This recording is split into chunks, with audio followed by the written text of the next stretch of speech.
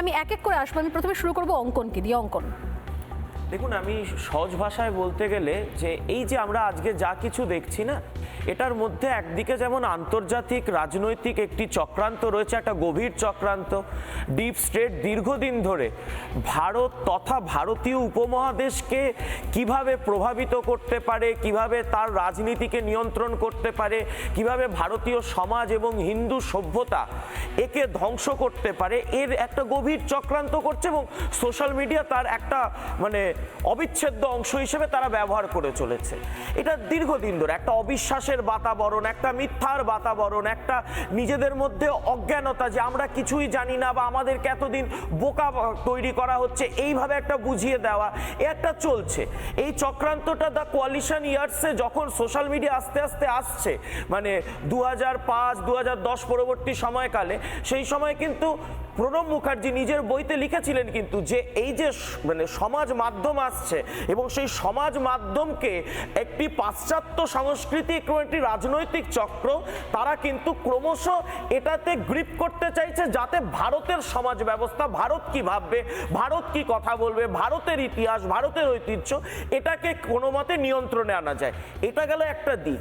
তো এই যে আন্তর্জাতিক বিষয়গুলো আপনি বলছেন, আমি সেই জায়গা থেকে সরে আসছি, আমার রাজ্যের কিছু কথা বলছি। আপনি ডিজিটাল যোদ্ধার প্রসঙ্গ আনলেন এবং আপনি মালদা মুর্শিদাবাদের প্রসঙ্গ আনলেন। আমি বলছি দেখুন কিভাবে আমাদেরকে ভুল বোঝানো হচ্ছে। মালদার জনসভায় এসে নরেন্দ্র মোদীজি বললেন ওই হ্যান্টা মায়ের জয় হোক এবং মা মনস্কামনার জয় হোক। এইবার পুরো ডিজিটাল বাহিনী, আপনি হয়তো খেয়াল করেছেন সোশ্যাল মিডিয়ায়, তারা হঠাৎ করে বলতে শুরু করলেন এই দেখো একটা অবাঙালি এসে বাংলার সংস্কৃতি জানে না, বলে দিল হ্যান্টা কালী। হ্যান্টা বলে কি আছে, দেবদেবীর নাম জানে না। মালদার বুকে মা মনস্কামনারও মন্দির রয়েছে, মা হ্যান্টা কালীরও মন্দির রয়েছে, কিন্তু সেই নাম স্বয়ং দেশের প্রধানমন্ত্রী, যিনি বাংলার সাথে যার কোনো মানে ইতিহাস নেই, যিনি বাংলায় জন্মাননি, তিনি এসে স্মরণ করতে পারছেন। কিন্তু একটা প্রচার করে দেওয়া হলো যে একজন অবাঙালি এসে বাংলা সংস্কৃতিকে অপমান করলেন। কিন্তু এতে যে আমাদের হিন্দুদের ভাবাবেগ আহত হলো, এই নিয়ে কি রাজ্যের পুলিশ, রাজ্যের সাইবার ক্রাইম কোনো ব্যবস্থা নিল? কিচ্ছু নিল না। তারা কিন্তু নিতে পারতেন।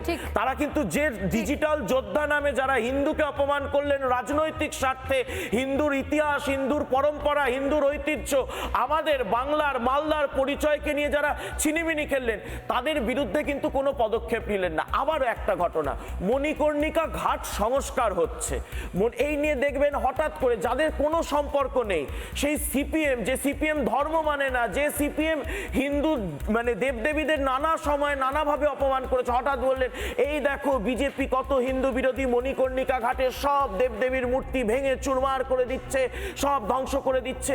আদৌ তাই ঘটনা নয়।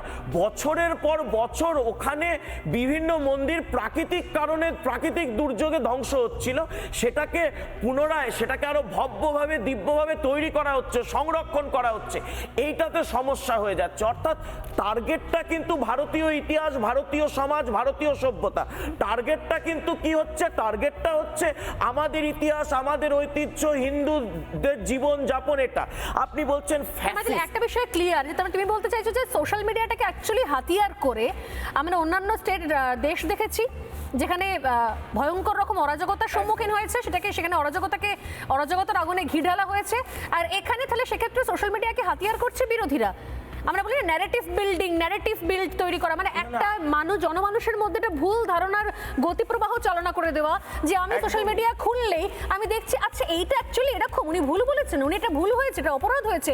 মানে আমি মনে হয় কিনা ন্যারেটিভ তৈরি করা, যারা আমরা একটা কথা বলি না যে মানুষের সঙ্গে থেকে তুমি রাস্তায় নেমে মানুষ চেনার দরকার নেই, এখন সোশ্যাল মিডিয়াতেই নাকি ন্যারেটিভ তৈরি হয়ে যাচ্ছে, নিজেদের ভোটের এজেন্ডা তৈরি হয়ে যাচ্ছে, পলিটিক্যাল এজেন্ডা। সবথেকে আমি রিপাবলিক বাংলা যখনই এখন ইউটিউবে খুলতে যাই, তখনই আমি দেখছি রিপাবলিক বাংলায় সোজাসুজি স্বর্ণালী শো দেখবো, হঠাৎ হয়ে যাচ্ছে বাংলা এমএসএমইতে 1 নম্বর, এগিয়ে বাংলা, জয় বাংলা করে একটা ভুল তথ্য, যে তথ্যটার কোনো স্বীকৃতি নেই, সেই তথ্যটা প্রচার করে দেওয়া হচ্ছে তৃণমূলের স্পন্সর্ড অ্যাড। হঠাৎ অ্যাড দেওয়া হচ্ছে, এত কোটি মানুষ, প্রায় 10 কোটি মানুষ আজকে খাদ্য সুরক্ষার আওতায় এসে গেল। আমি দেখতে চাইছি আপনার কথা, আমি দেখতে চাইছি আপনার আলোচনা, কিন্তু সোশ্যাল মিডিয়া অ্যাড দিয়ে এবং সেই ভুল তথ্য প্রচার করে দিচ্ছে তৃণমূল ঠিক ভোটের আগে। এই যে ডিজিটাল যোদ্ধাদের আপনি এত কথা বলছেন, কত ভুল পরিসংখ্যান, এই যে সুপ্রিম কোর্টে একটা নাটকবাজি হলো, আমার আপনার ট্যাক্সের টাকায় নাটক করলেন রাজ্যের মুখ্যমন্ত্রী 3 দিন বসে। তো সেখানে দেখবেন কত প্রচার হলো যে কালো কোট পড়তে চলেছেন এত 30-35 বছর পর আইনজীবী হিসেবে বাংলার অধিকার রক্ষা করতে চলেছেন। এবার কিন্তু হয়েছে কি, আইনজীবী হিসেবে কি উনি গেছেন? মমতা বন্দ্যোপাধ্যায় কালো কোট পরা একটা ছবি নিয়ে সেটাতে সোশ্যাল এআই দিয়ে তৈরি করা ছবি নিয়ে সোশ্যাল মিডিয়াতে একটা শ্রেণীর মানুষ তারা রীতিমতো লেখালেখি শুরু করলেন। দম আছে বটে। নানা ধরনের কন্টেন্ট দেখার জন্য লাইক করুন, শেয়ার করুন আমাদের ফেসবুক পেজ, সাবস্ক্রাইব করুন আমাদের ইউটিউব চ্যানেল। পাশাপাশি অন্যান্য ব্রেকিং নিউজের জন্য অবশ্যই চোখ রাখুন রিপাবলিক বাংলায়।